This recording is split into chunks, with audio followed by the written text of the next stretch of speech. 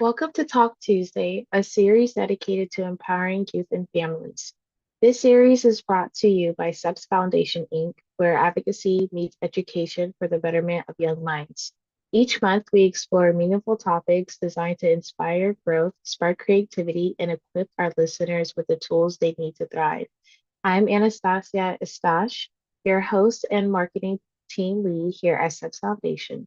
This month, we're diving into a topic that truly sits at the heart of who we are, celebrating family and the importance of strong relationships. Family isn't just about who you share a home with, but it's about who you share your life with. It's the people who support you, guide you, challenge, and stand beside you through every season.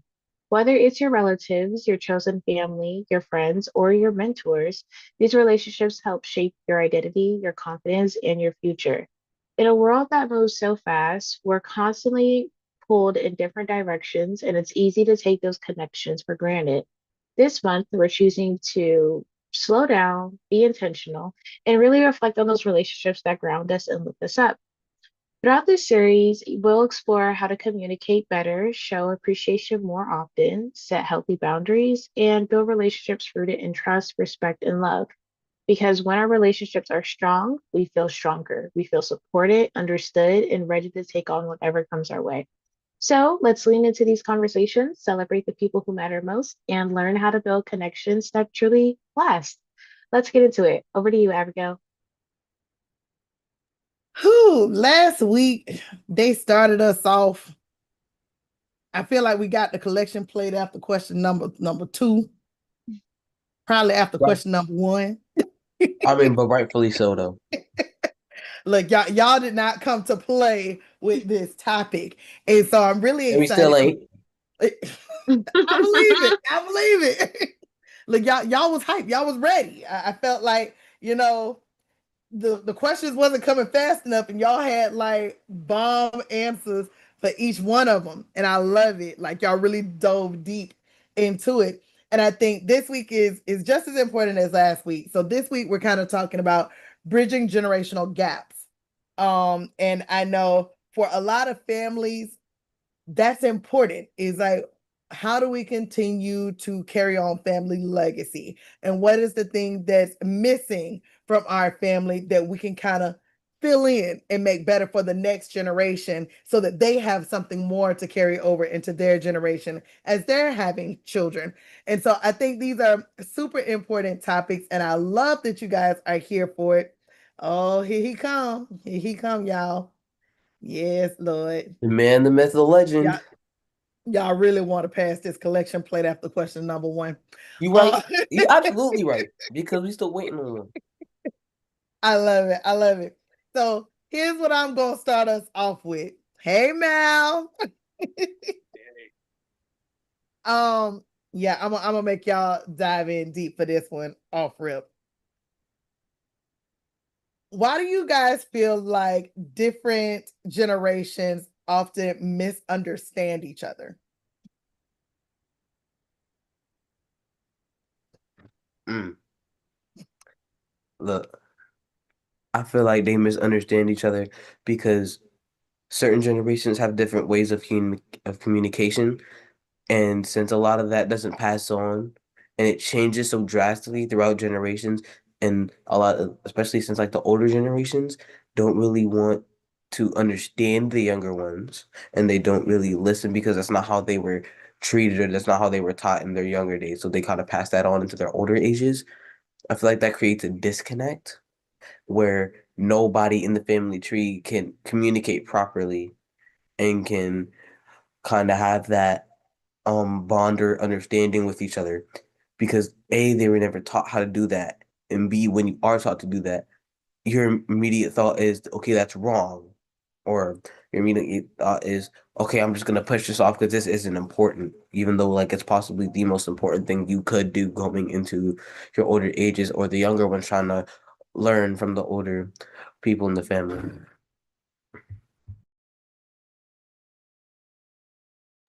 I love that, very valid point.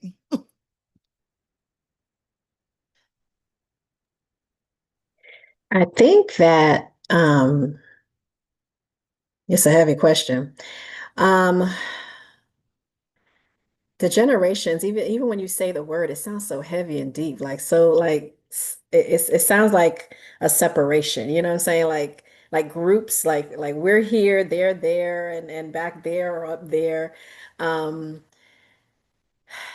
I think it's inevitable for these challenges to happen between the generations because over time things change, you know, like things are evolving, improving, shifting. And we want it to be that way. Like we don't want the way life was 20 years ago, 40 years ago, 50 years ago to be the same, you know, in the future. Like we want to see improvements. So as things are improving, like for example, back in the day, you know, dads had pockets full of coins and was treating to the kids, you know, with these. I remember the penny gums and candies and the nickel this and the dime that. I remember my quarter juices. I can't take my kids out like that today. I wish I could.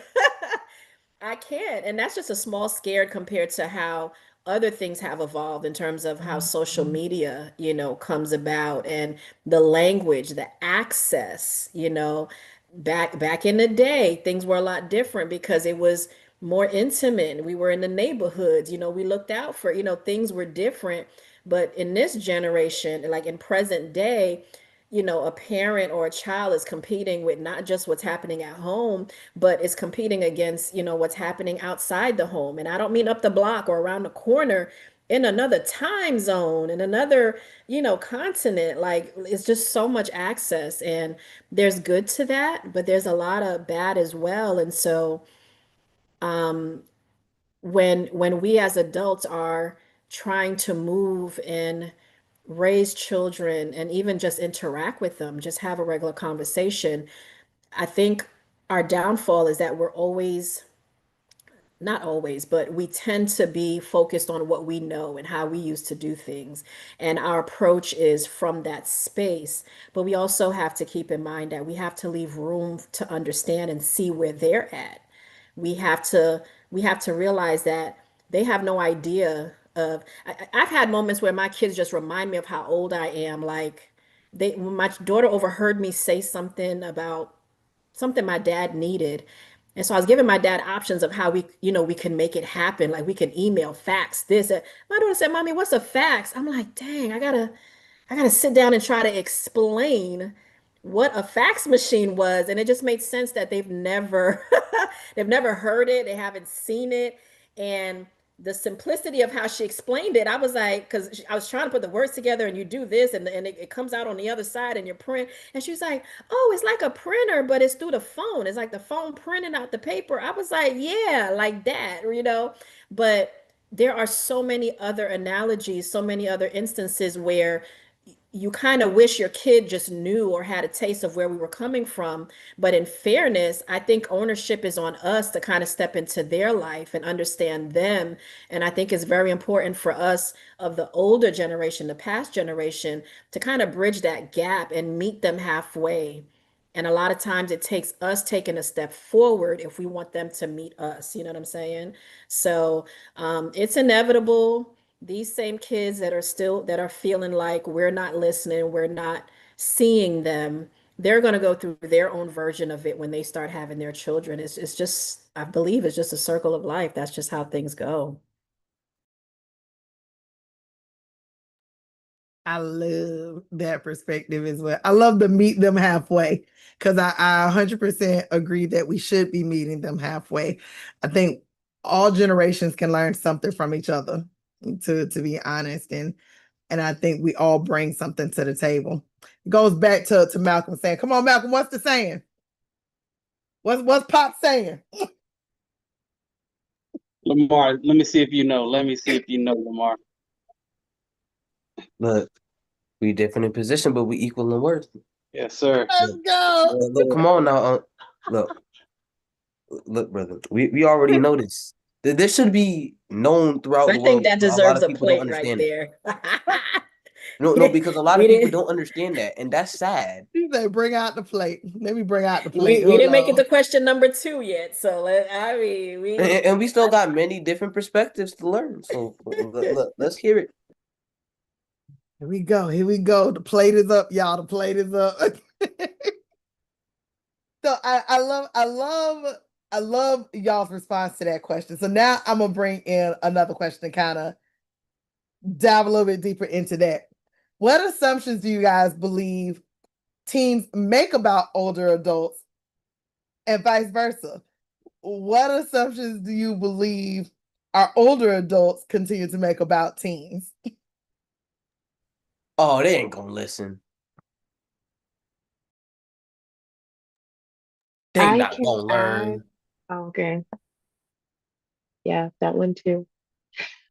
I can add like we're lazy or we don't put as much effort as they have.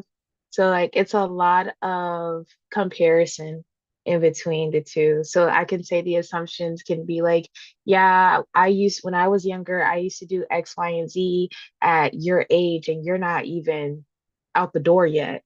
And it's like, well, think about like where we're at right now. Like I didn't have those opportunities that you had, or you didn't put me in that position that you were in because, life was different, the generation was different. So I could definitely say that it can be a little bit um it can make the relationship deteriorate because you don't want that to happen. Like you don't want to compare your life to your child's, but it does happen when you want your child to succeed in the things that you've done even better and they just aren't reaching their potential. And I can see from the child that you don't want to feel like you have to like live your parents' life just because they got it over with at the age you're at. And to add to your point, I want to say, look, a lot of things about that they compare financially, right? It's like I was able to buy a house at this and you not even out the house. Can we just talk about how much inflation has happened throughout the last 30 years? Look, rent back then was probably like $600 a month.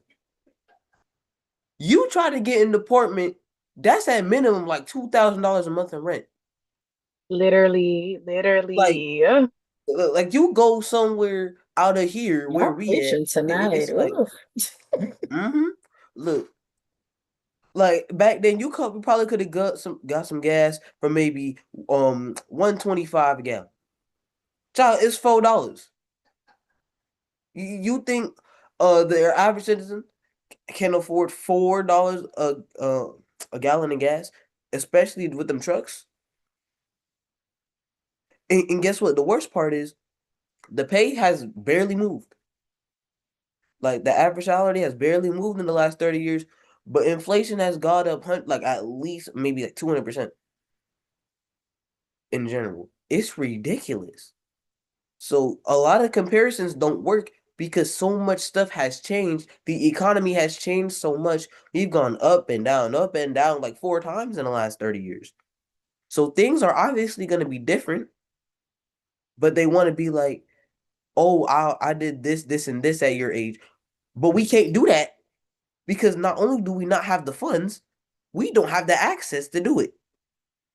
And distractions are so much easier then because so much easier now because social media is everywhere. See, there was a quote. People live on their phones because that's all they can afford to live on. You can't live on nowhere else because it's too expensive. I'm kind of not even mad at that quote though. And look, and that's real. You know what? I can't even argue with that. That's real. I'm not even gonna lie. I remember my first apartment was like $625. Just saying. Okay. Now, if I try to get an apartment, I gotta drop my whole down payment. Look, and that was a whole 2-bedroom with a nice little loft. I felt like we was living the life. And we complained about them $600 too. Just saying. And now I gotta pay $1,500 for a closet. Let's be so honest right now. That's real. Let's be so honest right now. I get in New York. I gotta pay 3,500 for a loft. I gotta pay 3,500 for a Yeah. seat. That's real. That, That you is. swear you was off to college somewhere. That's what I'm trying to figure out. I'm Oh, like, you're I know saying too what much. I'm trying to I say. know Like, too much. I wanted the I be looking at Tuscan that. vibe. I can't even have the Tuscan vibe. I have to drop right. 10 bands. Like, what? I'm so confused. But okay, Lamar. Lamar lived lives that we obviously have not been around. Right, look, because you know he out here just you. I'm sorry, y'all. In all his years of life, is that what you had told us before? Okay, I don't like you. because Lamar was like, in all my years, and we like, bro, all of what years? Look, where you all been 14 living? of them. All 14 of them. So I'll be doing my own research. See, I'll be looking at them rent prices because I'll be like, oh, I know you lying. You know what though? And in all honesty, I'm glad that at your age you have started to look at what it looks like to live, right? I mean, the average 13, 14-year-old could care less, right? They're living at home with their parents, they happy, they good, they got a roof over their head. But again, these are all things that I feel like every student should know and understand. What is it going to be like to go out there and live outside of your household? I feel like every student is in such a rush to say, I'm ready to leave home. I'm ready to go out there and see the world and live life. But the truth of the matter is, can you really afford it? And I think even when we talk about things that older generations assume, I love what you brought up, Anastasia, because I've heard that several times, right? Especially when working in the workforce and you have the different generations within job settings. And you'll hear like those that are in your generation or younger, where the older generation like they so lazy. But what makes them lazy, right? And it's, oh well, they're not doing the things that we were doing, but they're not you. And we also have to look at, they have more access to tools to help them maximize their time than we had. So they've learned how to use productivity tools better than the average older generation adult. And then we also have to look at the generation before our generation, right? Where technology was not welcome. And that was a huge learning curve for some of our older generations. And it was, oh, these computers are going to take over everything. And so they refused to learn it because I want to keep my job and I want to keep my longevity. And now computers are everywhere. And for a lot of those older adults, it's hard for them to get placed into the workforce because they refuse to learn the computers. Now you have our generation where some of our generation is now saying, we're not going to learn AI because AI is going to take over everybody's job. And if we keep using it, it's going to learn everything that we do. And now we're out of work. But AI has been here and it's only going to continue to pop up. So how are you going to learn to get acclimated to the system? Don't let the system beat you, but learn how to work with the system so that you're still marketable and you can learn how to use it and still go out into the workforce. So I think we see it every generation. There's always something, right, that kind of ties us back. But again, I love like some of the points that you guys are bringing up with like some of the things that the older generation think, and even some of the things that I feel like our younger generation is always like, oh my God, here come old school again to tell us these stories. We ain't living that life no more. But we got to know where we came from too. And I think sometimes our younger generation really does have to understand how we got here, how technology got here, right? How those useful tools that you're using got here and what it's really meant to help you do. But you also you got to be able and willing to listen to the generation before you. Look, let me turn it All right. open mouth real quick. Sometimes you gotta know your roots to run deeper.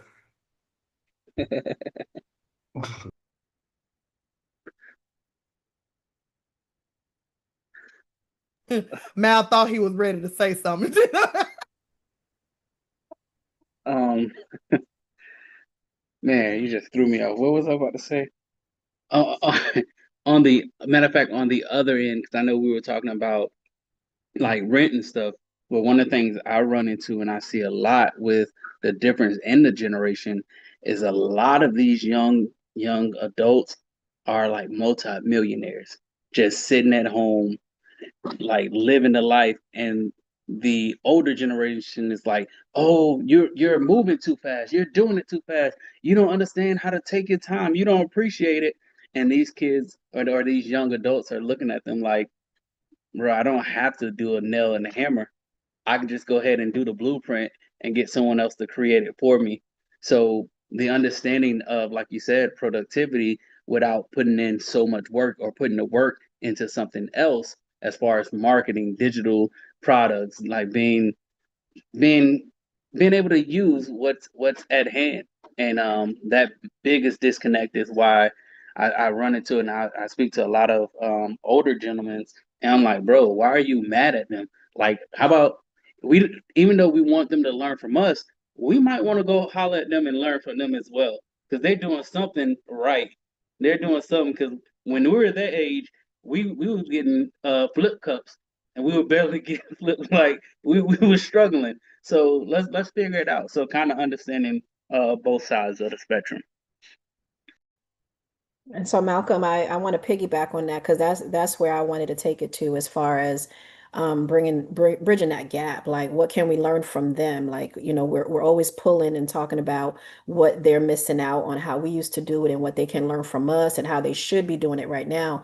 But how about we slow down and take a look at what they're doing, and open up our minds enough to be like, hey, let me learn more about it. Like, tell me about what you're doing, who you are, what are you, why are you doing this, how did you get into this? I'm going to bring it back to the family part of things because that's where my lane is. So I'm gonna stay where my lane is on this topic. So, Abigail, when you said the first when you introduced this next question that we're on right now, I immediately thought about Will Smith, and parents just don't understand. They just don't understand.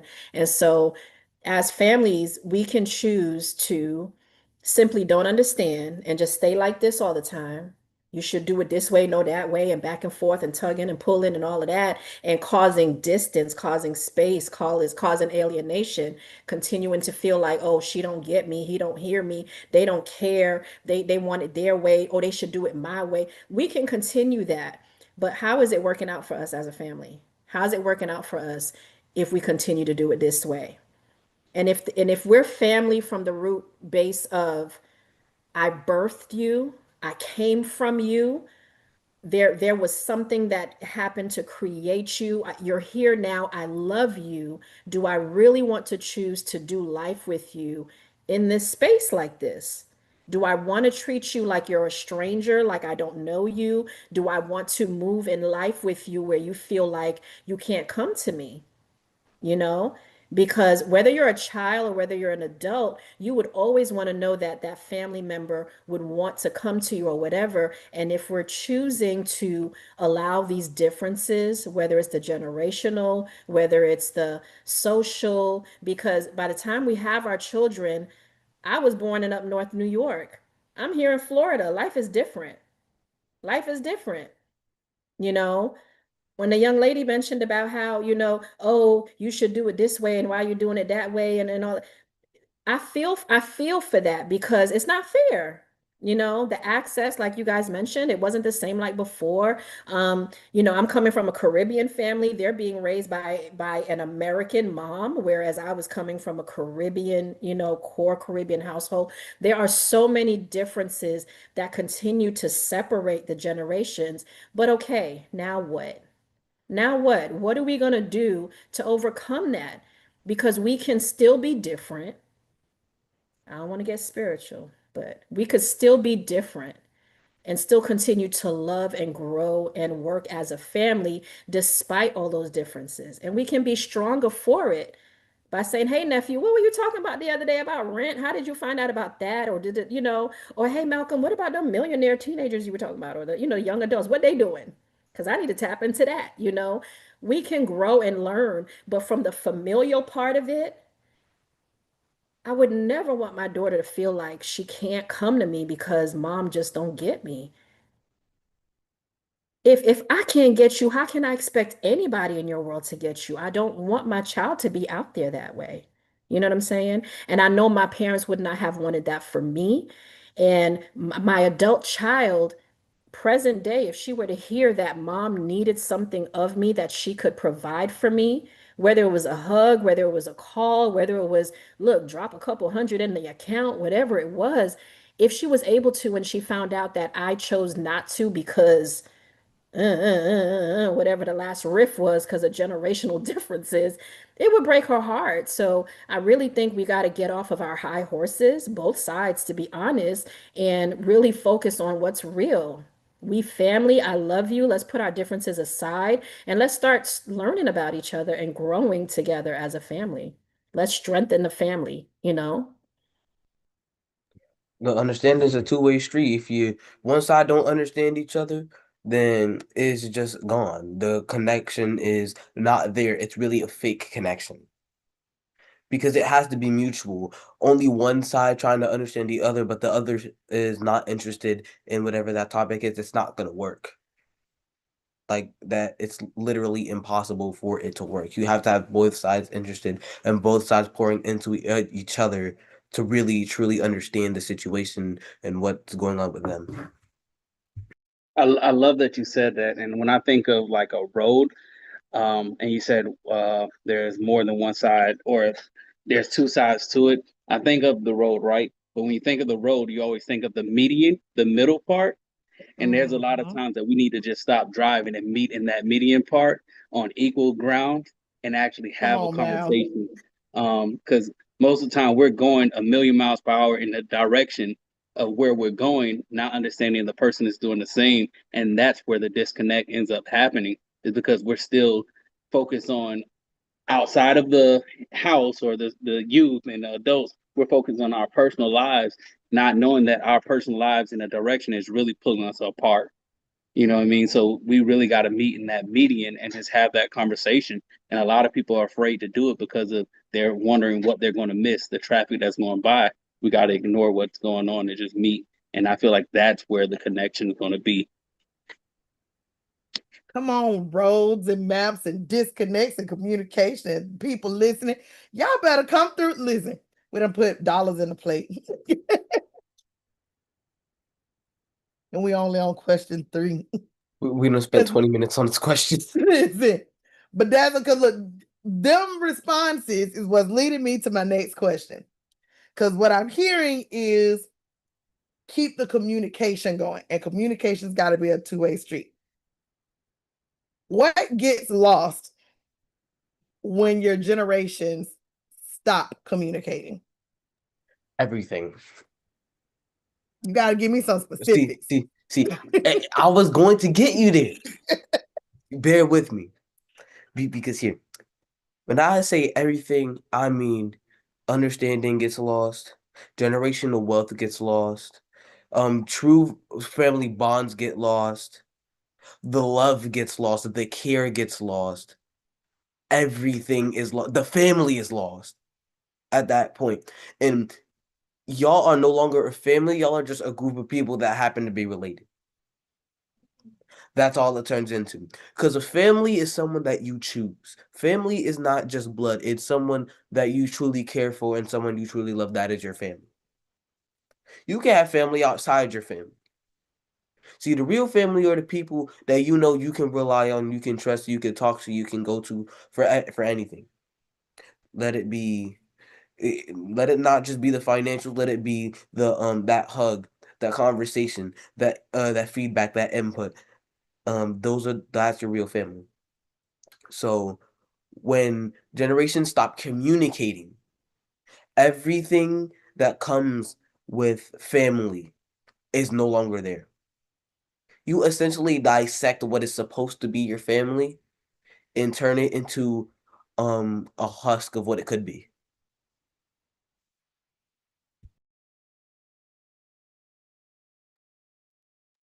I see have you. absolutely no comment on that. That was straight through and through.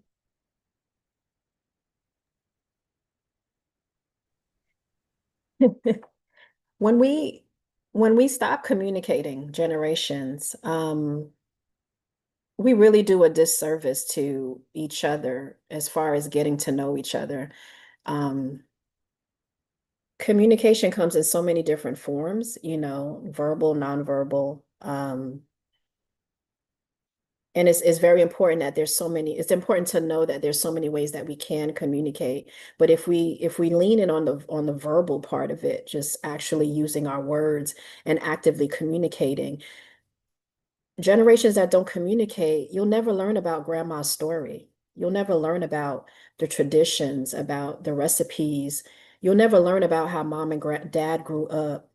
You'll never learn about how did grandma react when you did this, dad, You'll never know about dad's story. You'll never know about his hard times. You'll never know about where you came from. You'll never know. You'll never know.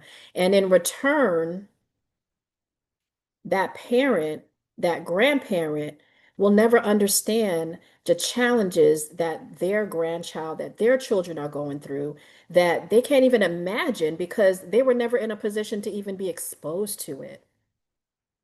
Like the things that our kids are being exposed to, having to hear, having to see, having to know, and it gets younger and younger every year. The older generation, it's like gasp, like what, and we'll never know. But the beauty of it is that the communication is that tie that keeps us together, that keeps us in the know, that grows that bond, that allows us to really open up more doors and to feel more comfortable too. But if the communication is not there, you'll never know. And I think each one of us will be doing ourselves a disservice to not know where we came from, where we can go because of where we came from. You know what I mean? And the nonverbal of it is so important because how much of us can really use like a real hug, not one of these little church pats and stuff, like feel, because sometimes the words ain't gonna do nothing for us, but if we can just come home and fall into someone's arms, to fall into someone's lap, to feel someone hold our hand, physically hold our hands through something, all of that is part of the communication because you don't necessarily remember the words that someone is telling you, you remember how they made you feel in that moment. And that feeling doesn't always come from someone saying all the nice words. It's how the person looked me in the eye when I talked to them. That's communicating that, wow, Malcolm was really listening to me just now. He didn't shift his attention at all, versus, oh, he was standing like this the whole time with the mug look on his face or whatever. I think we really underestimate the different channels of communication that is not just verbal. It's a lot of these nonverbal things that impact and cause the distance between our generations. Because sometimes you know, the younger kids, I'm gonna say this because I've experienced it and I'm speaking from experience, but sometimes with these devices and phones and things like that, I know the kids feel like they're not being heard, but we also feel like we're not being heard. Sometimes we walk into a room and you don't realize that we even stepped into the room because the attention on that thing. But the moment you step into a room and you realize, hey, welcome home, or hey, I haven't seen you, I missed you, like all of that is a part of the communication. You feel love, you show love, you show the person that you see them, you miss them, you appreciate them, all of that stuff. And so I know I threw out a lot of different things, but I wanted people to realize that it's not so much always about saying the right things or needing to hear it. Sometimes it's just the feeling of it. Just knowing someone is coming home should bring you a feeling like, oh, mom is coming, or my son is about to get off the bus, just that's timeless right there. We can fast forward to, like full-blown Jetson stages and all of that.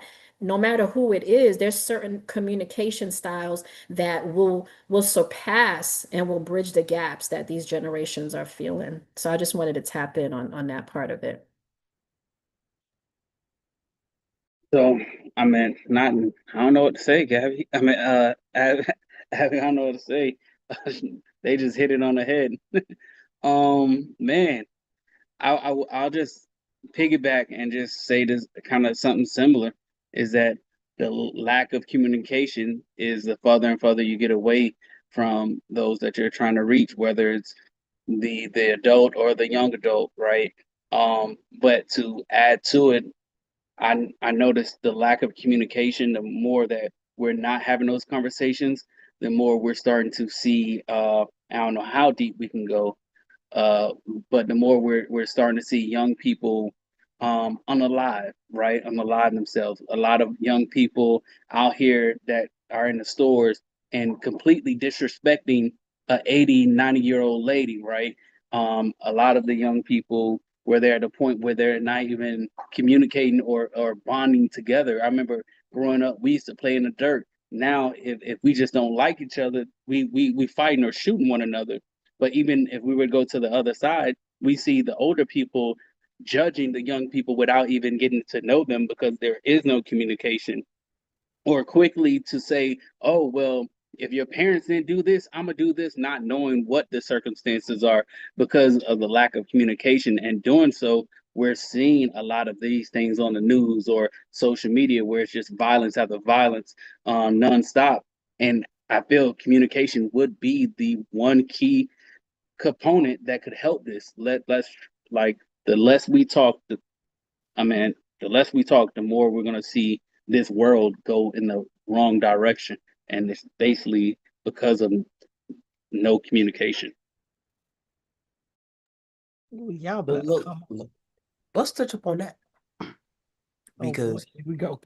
look, because this communication, a lack of communication, gonna lead someone in the wrong direction, 95% of the time. Because a lack of communication, not only do you not get love, you don't get care, you don't get guidance. That lack of guidance will 9 times out of 10 make you a puff in the wind. Wherever your environment takes you is where you're gonna go. That's just how life is.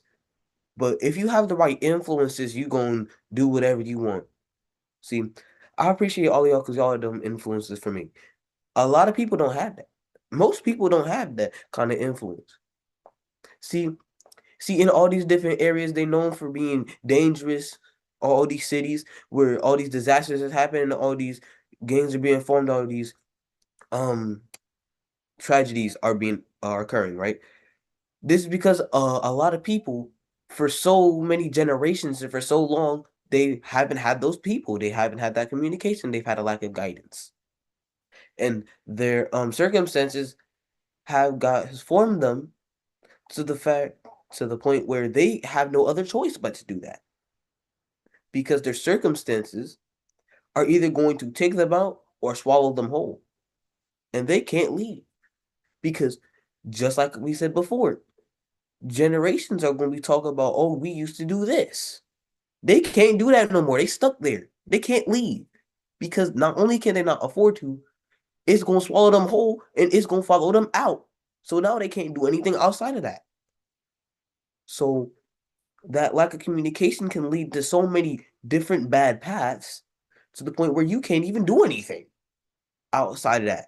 And now you're stuck in a bubble where you have to crawl yourself out of a 7-foot deep hole because no, you couldn't even dig it. You had no other choice but to dig it, or because you didn't have the guidance to get yourself out of that hole and start walking, you are now buried 7 feet deep in the ground with no one else to help you but yourself. That one deep. I see Literally, you. pun I intended. see you. Pun intended. Right, right. But I Look, see as deep you. as that hole, because that hole gonna get It's you every right as time. deep It's gonna as that swallow you. hole. You know, it makes me think of like when having conversations with families who are struggling with the loved one with the drug addiction. And you know, and I love how you kind of touched on like lack of guidance, right? A lot of times when you work with people that are in like trying to get over substance use disorders, it's the lack of support systems that often reel them back into that lifestyle. They don't feel like they have the person that continues to push. But then you go back to the family, right? And the family feels like I pushed and I pushed and I pushed, and I'm tired of pushing. So I pushed you away because I got drained. And so it's it becomes a two-part thing, right? Where there are some people who get drained being the provider and being that person for someone. And then you have the person that feels stuck in their circumstance. And I love what you kind of said, Lamar, is like sometimes they feel like they don't have a choice, but there's always a choice. And so even though the choice you have to make may be hard, the choice is still there. And you have to choose which direction you're going to go. Some people often choose the easier choice because it's what they know and it's what they're comfortable with. But I love how you brought all of that together, because each one of you helped me with my next question. Listen, she like,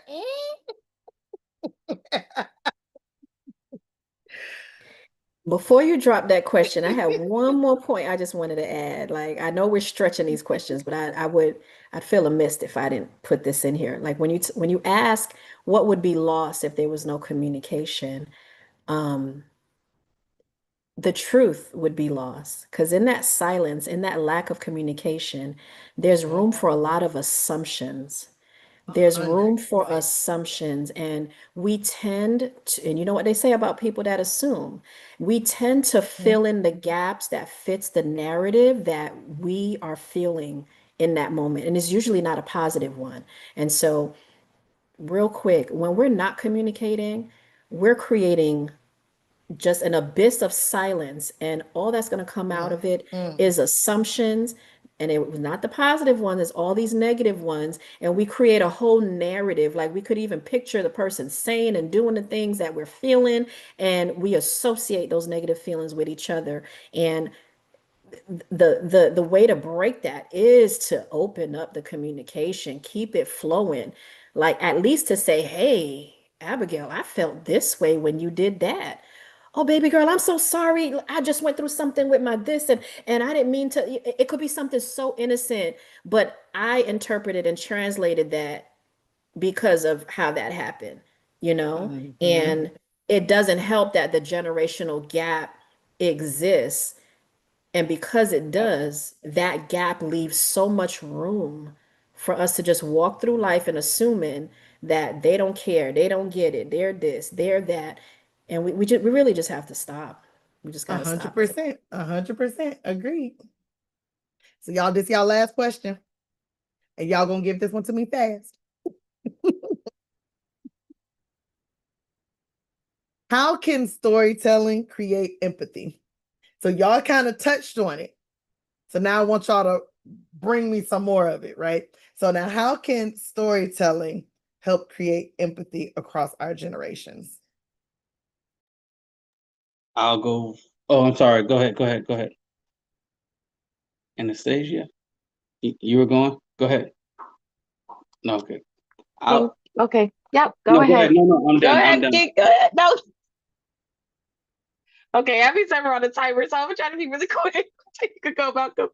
I would say how storytelling can create empathy. Just from my perspective, it it brings you closer to your family tree. So you know how we always hear about like our historians, Martin Luther King, Rosa Parks, Harriet Tubman.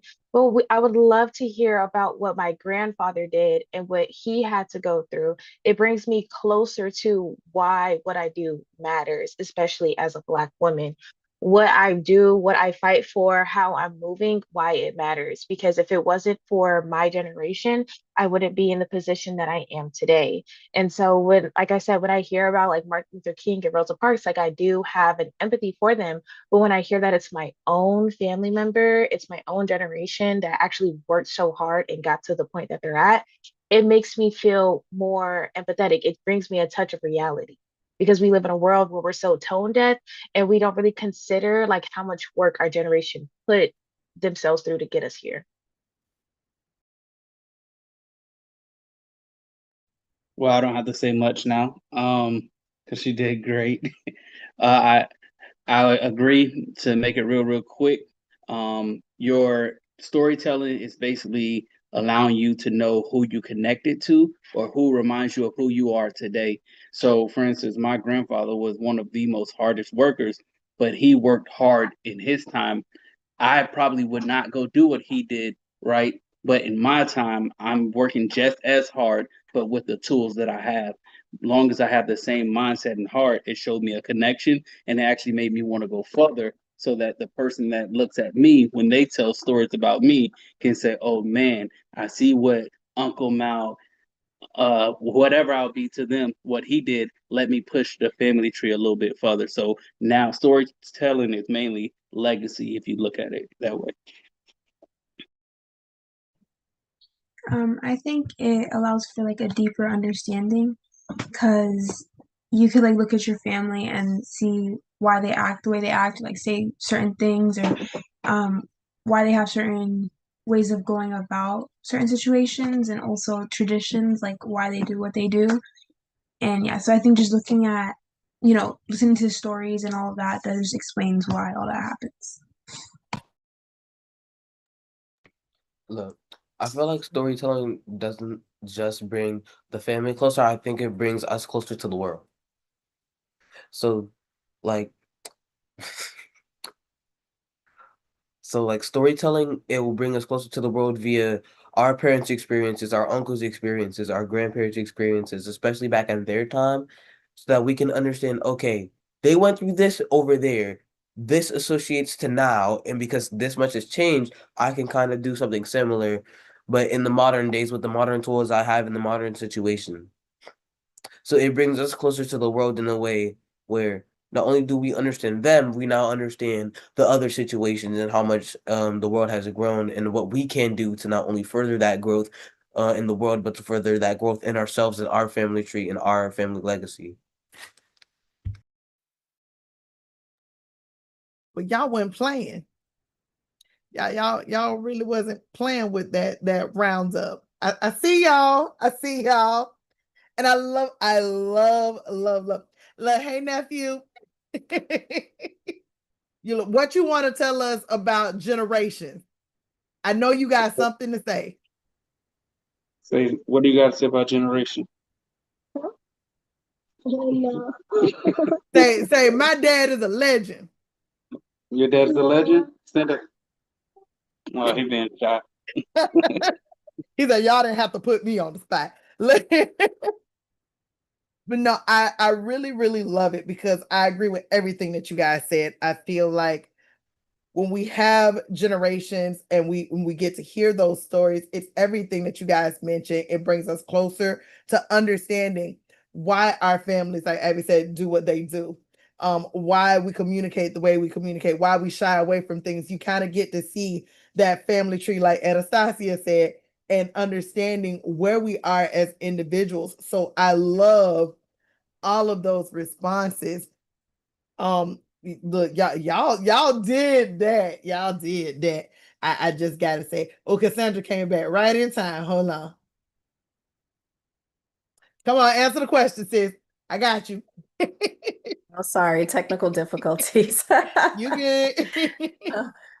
Real quick, I just wanted to say that storytelling, it really is a tool for us to have tangible evidence of what the possibilities are. Because, when you hear a story, it's so vivid to you, you can see it. And when you associate it to the person that's telling it about themselves or telling you the story about someone that you know, it's like, wow, that happened to that person. Like that person was able to overcome it. Like it makes it so much more realer. And so I think storytelling is such a it's an art that I don't think is magnified enough as far as the powers that it has behind it, especially on our younger ones, our really young children. Those are the times where we should really be pouring in the story, making it age appropriate, of course, but that's the time where from when they are young and they're growing up with you, that they understand who is raising them, who is around them, the people that they're with, and whatever you have overcome, whatever you have accomplished or still trying to accomplish, they can visually see what the possibilities are for themselves and even more. Yes, y'all. Come on, legacies, traditions. I heard all of that. I love it. I love it. So now, again, I can't thank y'all enough for bringing this home for Talk Tuesday. So before we wrap up today's conversation, I'm gonna take a moment to highlight the voices of our young leaders who are putting these ideas into action in so many different powerful ways. So this month we've been talking about family, what it means to feel connected, supported, and even understood. And one thing we know is that strong relationships don't just happen, but they're built with intention, with care, and with real conversations. So our youth program ambassadors are leading the way by creating spaces where those conversations can actually happen.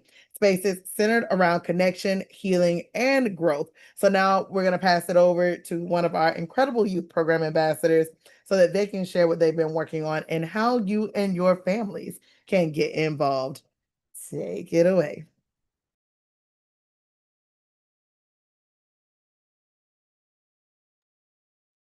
It's me again. Hey everyone, it's Lamar, the Youth Program Ambassador with STES Foundation. Now I want to talk to y'all about something real for a second. This month we've been talking about family, connections, what it really means to have strong relationships. But here's the truth. You can't build something strong, especially relationships, if you're not taking care of yourself and your mental health first. Like how you feel affects how often you show up, especially when it comes to spaces. How you think affects how you communicate with others, especially your family, and how you process things affects how you can connect with others. So that's why we have this next event, and there's some you can't miss, a mental health initiative, the, the Green Space Virtual Panel at May 15th at 6 p.m. That is this Friday. Let me make sure I'm not lying. This ain't just another event. This is a real conversation. We bringing together voices that matter so we can talk about mental health in real life, how to manage stress, emotions, and pressure, and how to build healthier relationships, not only with yourself, but with others. This is your space to listen, learn, and be heard. Tickets is limited, so don't wait. Secure your spot now at www.stetsfoundation.org/events. Let me get the website right.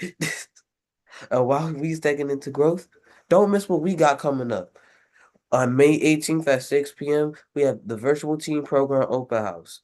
And on May 19th at 6 p.m., we have the in-person team program open house. Come see how you can get involved, build leadership skills, and be a part of something that's bigger. On May 21st at noon, we have the virtual QPR training. Get certified and learn how to support youth experiencing mental health challenges. And on May 31st from 6 to 8, we have the Skate Reflections fundraiser. Fun, music, skating, and a chance to connect with the community while supporting a great cause. Connection starts with you. Yes, you. So take that step, show up, and get involved because your growth, your voice, and your mental health matter. As we wrap up this month's conversation on celebrating family, we want to leave you with this. Family isn't about getting everything right, but it's about being there. It's about showing up with love, even on the hard days. It's about choosing to stay connected, even when it feels easier to pull away. The relationships we build, nurture, and invest in today become the foundation for who we are tomorrow. This month we talked about what makes family strong, how to bridge differences, how to heal through conflict, and how traditions and values shape our legacy. And through it all, one truth remains that the love, support, and connection we create within our families have the power to shape generations.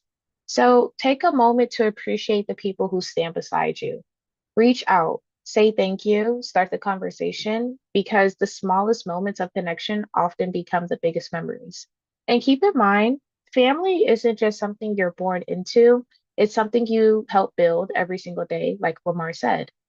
Us closing out, I am Anastasia Eustache, and it's been an honor sharing this journey with you guys. Thank you for being part of Talk Tuesday this month. Remember, the power of positivity is always within you. Until next time, stay strong, stay curious, stay true to yourself, stay inspired, empowered, and keep leading the way. Bye.